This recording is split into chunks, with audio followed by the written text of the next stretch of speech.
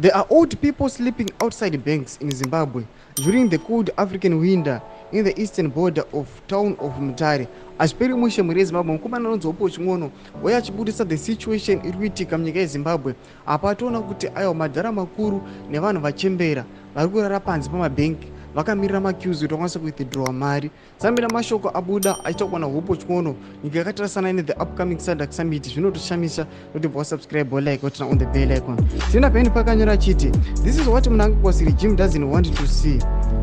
These old people are sleeping outside banks to collect their poultry pensions.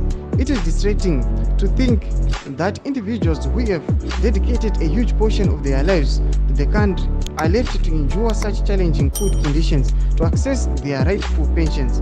How can you say you liberated a country and then treat your vulnerable elderly population like this? This is evil. Anoposta a picture muchiona aiwa vanhu vakarara apo muriona vanhu vakuru mapensioners vakarara vakamirira kuzokuwithdraw mari dzavo pamabhengi. Panapa hopo chikono ari kuti ndo government of Zimbabwe zvaisingadi kunzwa izvi. Ndoda kuti vakomana vanongoswanda ma-state funds vanongodya mamillions nemamillions but they don't commission mari kuti aiwa vanhu vakadedicata themselves kuti aiwa isusu tichashandira nyika yeZimbabwe vari kutenwa down havasi kupiwa mapensions avo. Tudze mafungiro enyu moti kudii pamusoro pechitiko ichi. Aiwa pina comment section medu sanga no subscribe like turn on the bell icon.